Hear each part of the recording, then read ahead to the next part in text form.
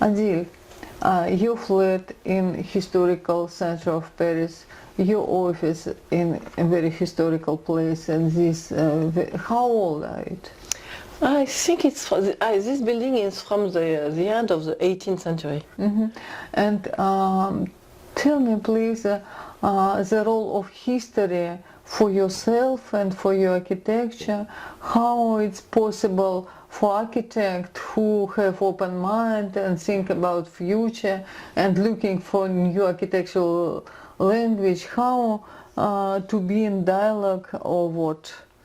With historical architecture, it's always a challenge to do a kind of intervention in an historical place, like I did for the Opera House in Paris with the restaurant, for example. But it's always, I don't want to think too much about how it is historical, and I prefer to try to find my own freedom through this place, and to stay respectful for the building, and to play what I believe in, and to do the project that I want in relation to this building, but without regarding too much about what it is. And how you organize this? What was important for you when you organize your working space? It's important to be absolutely open space. There is no door. I'm in the space also, and everybody is able to communicate directly, to collaborate directly. The communication is easy. How much people you have? I have at the moment we are 15 people. I have never been more than 20% because I don't want to be a big office. I prefer to stay between 15 and 20 all the time, to be able to communicate, to be able to know everybody, to work and to know what is happening in the office by myself. No, and when you organize the space, you think about space beauty, or about people? It's not like a home. It's like a place where people can work in group or alone, and a place where I can easily go and meet them. So this is why they have a group of tables, and they are organized around the table. But we will change. I think that we will change in less than 1 year. We will reorganize the table, because we do that every 5-6 years. Yeah. And do you feel that these walls, these beams influence to you? I don't think so. No, I don't think so. This is just more the quality of the space, the quality of the atmosphere, the height of the ceiling, the open space which is influencing me. It's important in what environment you make creative work, the quality of environment. It's important for your creative potential. It's important because before I was in another office 25 years ago where there were rooms, and I prefer to have this space, and because when you have rooms you can't travel, you can't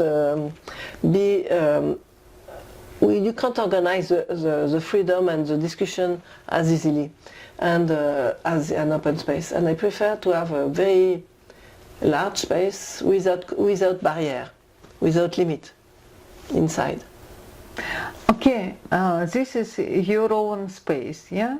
And you just receive this historical frame, and also you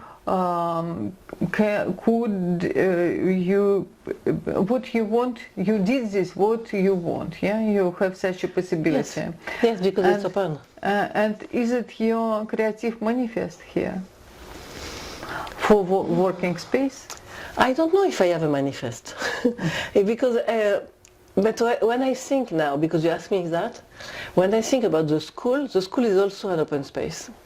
For me, open spaces are the best places for working, and because I don't like that there are barriers. I like that I can walk inside the space, that the body is moving easily, and we meet people and we can discuss with them without disturbing the others.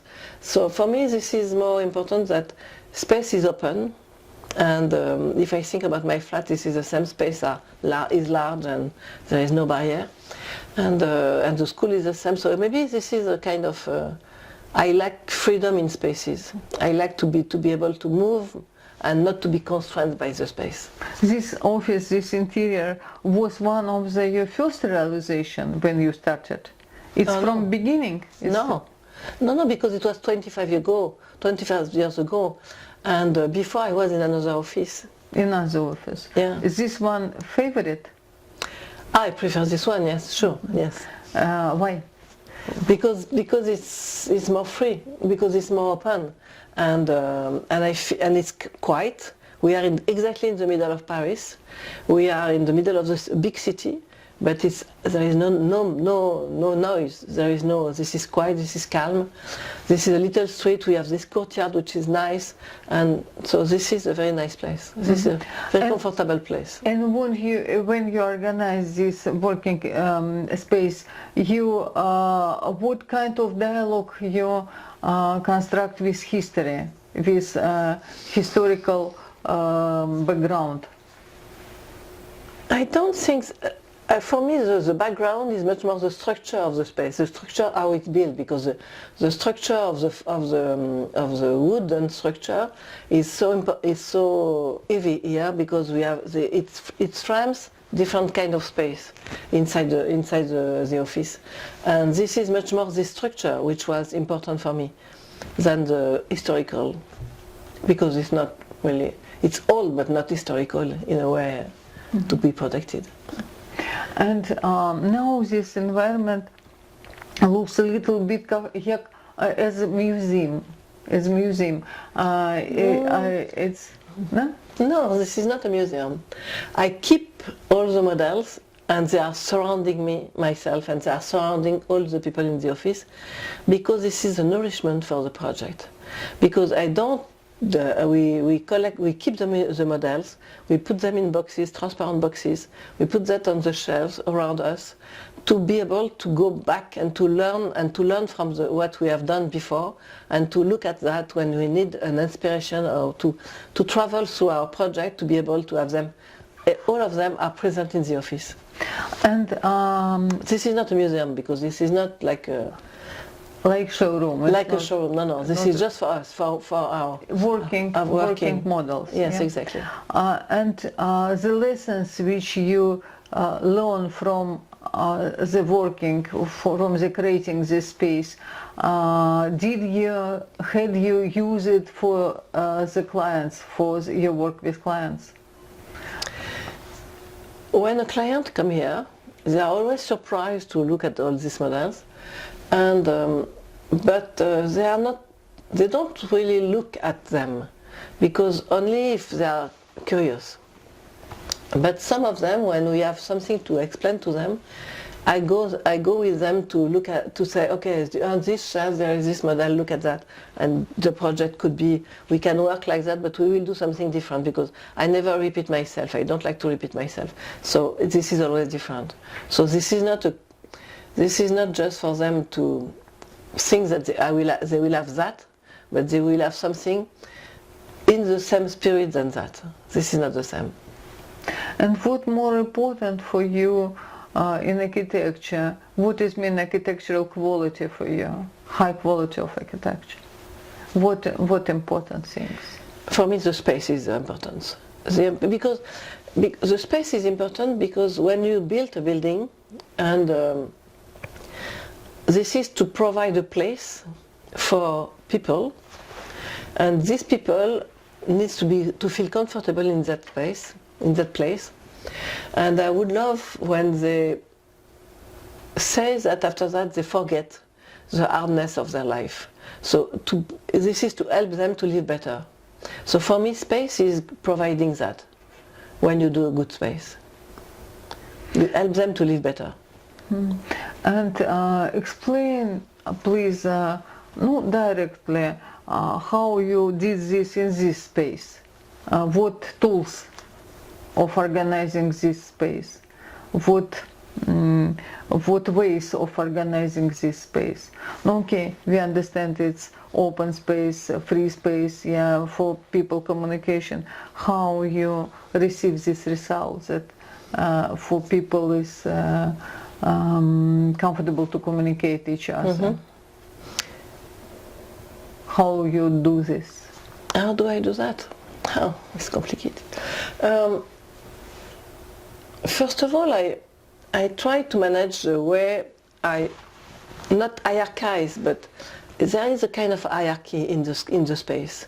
Because I'm on one side, even if I'm in the open space, I'm on one side. After that, we have a block of table where the man who is there for a long time and is working with me for a long time is there, and communication people are there too.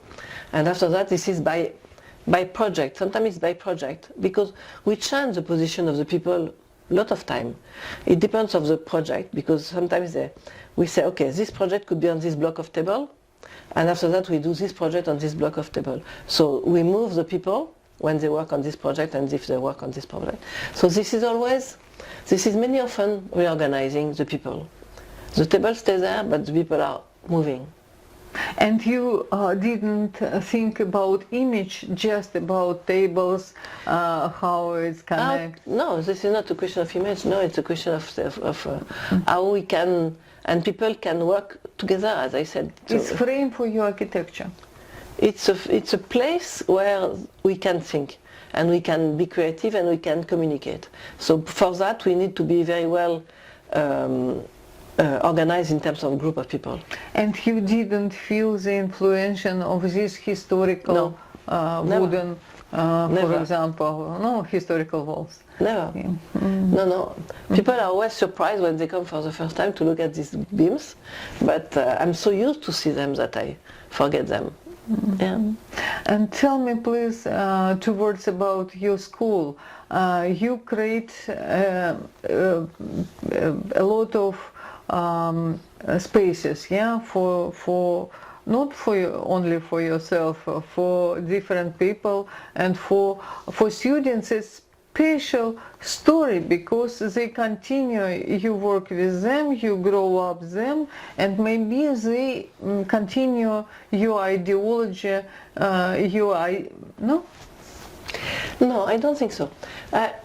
For me, a school of architecture is a place where you have no specific reference in the place, because if the architecture of the place for a school of architecture is too strong, the students think that they have to repeat that.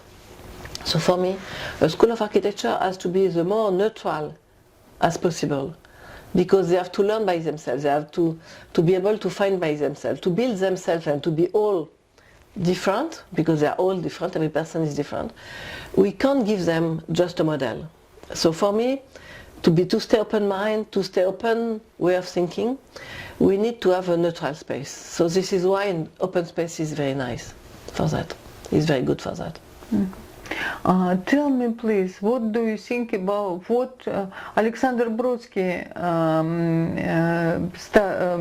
make lessons, studied you, learned you? So I invited Sacha Brodsky to come to do a workshop for my students in Paris, because I think that Sacha is a really sensible person.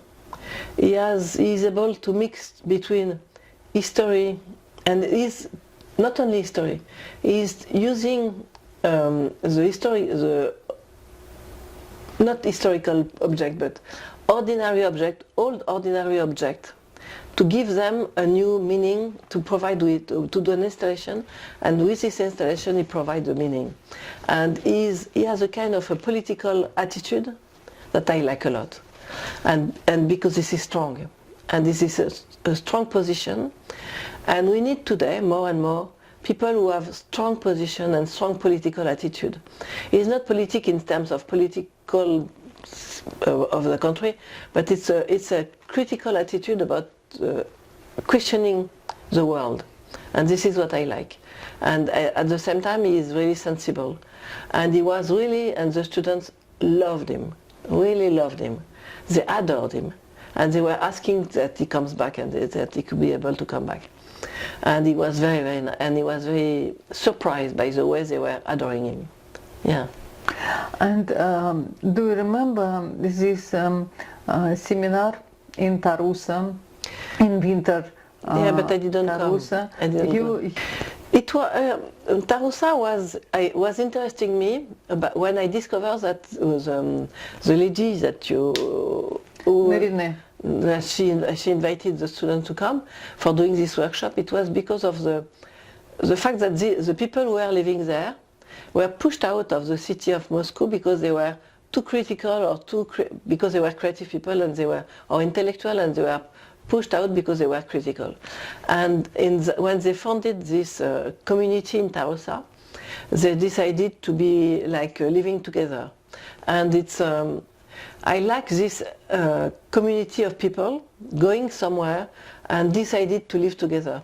And I know that my students were trying to understand the history of the city, of the place, and trying to do something with that and to play with the object, the pieces of the city. Yeah. And do you think about continuation and it's not necessary? The seminar push city and they activate a little bit. Nice. Contact with chiefs and so on, and try to make city environment better. For better. They try. Nice. Now the year after they came to India, in another city to do nearly the same, also working with historical pieces in India. So they move, we move. Adil, when you was in Moscow last time? No. When I was in Moscow last time, 5-6 years ago, and it was a strange story. It was in the new Moscow. It was in an old building that was on the river, and to move it, that was moved and pushed a bit back, and to transform it as a very chic and very high-class restaurant. And it was just close to the new city center, the new buildings, the new Moscow city. And the new Moscow city is a kind of, is a bit like La Défense in Paris, you know, in the 60s.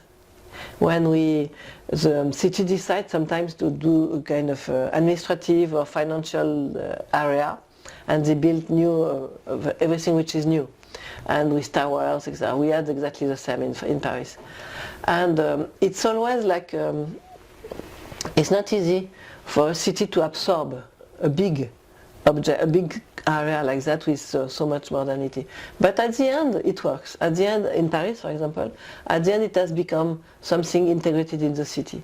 So maybe this new city in Moscow will be also integrated, but it will take time. Because it's a big object. It's a big, big, big.